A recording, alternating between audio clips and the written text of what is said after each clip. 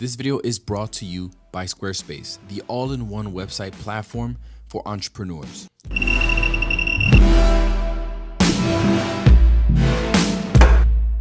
Brand new from Westcott, we got the FJ800 watt strobe. Portable, 800 watts, all right? FJ400 II, this is the after 5 years, they refreshed the FJ400 with the version 2, and of course, this is the original FJ400. This light has treated me super well over the past 4 years. It has seen many times cement, has seen some pretty dark times, and it has survived every single time, which is pretty impressive. But what's new? What's going on with these new lights? Okay, so in this video, I'm gonna be doing a product showcase. I just moved and I haven't had the chance to come in here in the studio and really put these lights to the test and create some nice visuals and some nice test shots for you. Also, full disclosure, Westcott did not sponsor or pay me to create this video, but they did send me the lights to keep. Now, personally, I could care less if you purchase these lights or not. I mean, I've been using Westcott for the longest time, and I'm excited to see something new. Am I excited for this launch? Personally, I think anything lighting related excites me, even though there hasn't been any real innovation in the past decade or so. Like with cameras have gotten so good, and they're becoming accessible to everyone. Lighting is that can single-handedly separate you from everyone else. That's why I love lighting so much. The first thing you're gonna notice on the FJ400 II is that now we have a touchscreen. I'm not gonna lie, normally I really don't mind having a physical buttons and a jog wheel, but now that I got to I got to play with this touchscreen for a little while, I actually prefer it mainly because, well, I mean, it's responsive, but I can go from full power to minimum power super quickly by just tapping that number, or fine tune the numbers, up, down, tap this. Very quick to change settings here. I mean, I'm stuck doing this. Looking at the design, the FJ400 II has a smaller, sleeker, slimmer design, larger screen, ventilation slits on the side. The unit overall, it feels more solid and well built versus the FJ400 I, where it just feels more plasticky and just looks like a little more bloated. Now, part of what makes the FJ400 II smaller is this new battery. All right, Westcott is now offering 2 different batteries that also work with the 800 watt behind me. Now, this is the smaller Pro version, and this can get you 550 full power shots. And if you use the larger max version of the battery, now you can be able to get up to 1,000 shots with this light. I like this because when you leave the house, now you can choose whether you want to prioritize portability or longevity. Another nice improvement is now you have a 30 watt, this is a 30 watt bicolor modeling light. So on the version 1, that was a 20 watt modeling light. This one has a 30 watt. So now I can go from 2700 to 6500. So it goes from 27, 32, 43, 55, 65. That is such a nice thing to have. Now, when I'm shooting, let's say nighttime photography, this flash is usually a little bit too powerful to match the lighting outdoors. So I'll just use the modeling light. Oh my God. I'll use the modeling light as an LED light when I'm shooting outdoors.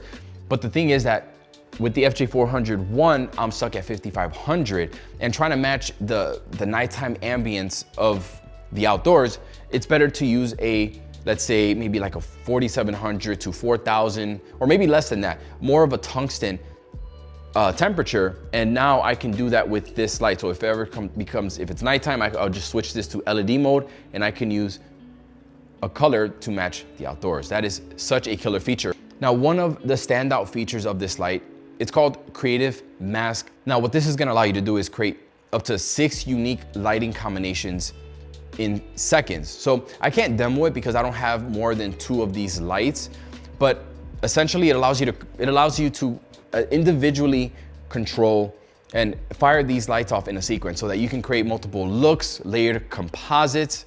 Overall, this flash still gives you damn near instantaneous recycle times like before. It has a built-in AC/DC power, meaning that you don't need to buy an adapter if you want to plug this to the wall. If you're in the studio, you don't want to run off battery power, you can just plug it into the wall and it's gonna work right off that. You don't need to buy an additional adapter for that.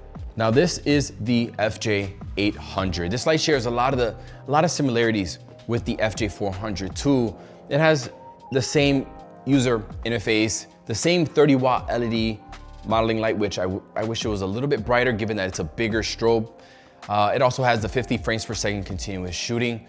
This unit weighs only 7.5 pounds, and I say that because that's just a little bit more than my old 600-watt light that I used to use. Now you get recycle times of 0.01 to 1.8 seconds. And with the Pro battery, the little guy here, you get up to 250 flashes at full power, but if you use the max battery with this guy, you get up to 500 flashes with the max battery. And this is full power at 800 watts. Now, what's the point? Why 800? Well, I think it's great for on-location photography, and especially if you're overpowering the sun, more specifically, those who are shooting high-speed sync, right? So HSS reduces the overall power of your flash because it's acting as a strobe essentially. And this light could give you a little bit more pop when you're shooting outside and you're using high-speed sync. You're shooting above your camera's sync speed. So that's one. I also think that it's great for people shooting, let's say, groups of people, where you might have to place the light farther away than usual when you're outdoors. I think that it also gives you more versatility when using large modifiers, especially outdoors. The larger the modifier, chances are you're gonna have less light output because there's just more surface area to kind of fill. And for those who shoot indoor events and need a light to light large indoor venues, an 800-watt light is going to give you more pop, better recycle times. That's why. And I think the list goes on and on in terms of like why someone would want a light like this. Sports photographers. Hey you, what are you waiting for? It's 2025. It's time to finally start a website with Squarespace.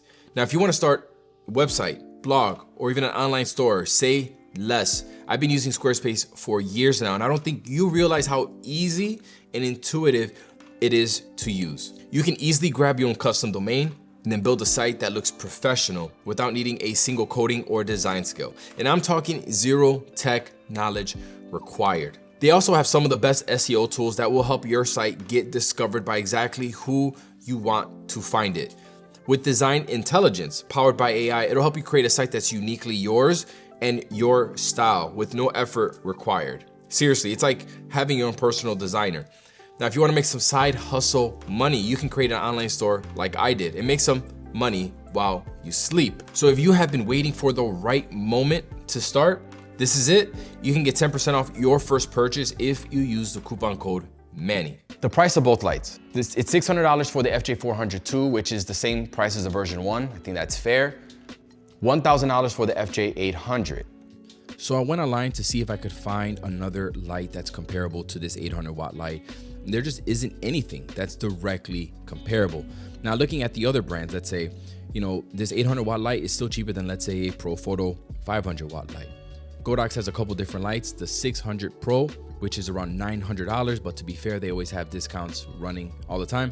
Then they have the Godox 1200 Pro, that's $1,600. So I think this light fits in a pretty good spot. I mean, Westcott just created an 800-watt light that's portable enough to fit in my backpack with an FJ400. That's sweet. Now, with lighting and innovation in general, I think it's slow and steady. As you see, it's very slow and steady. Companies are just refining their lights, making them more affordable. And we've seen that also with LEDs. We've seen some experimental companies out here make some pretty cool stuff, but the pros always want and need the stuff that's reliable. Now, when it comes to Westcott specifically, my only complaint has always been that they don't have enough options in their strobe lineup. Like, I'm happy to see that they're expanding it a little bit more, but how nice would it be to see a 300 Pro?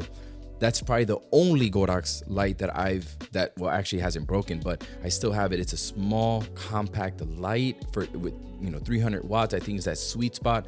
I would love to see them make a 300 watt, but I think we're moving in the right direction. Let me know your thoughts in the comments.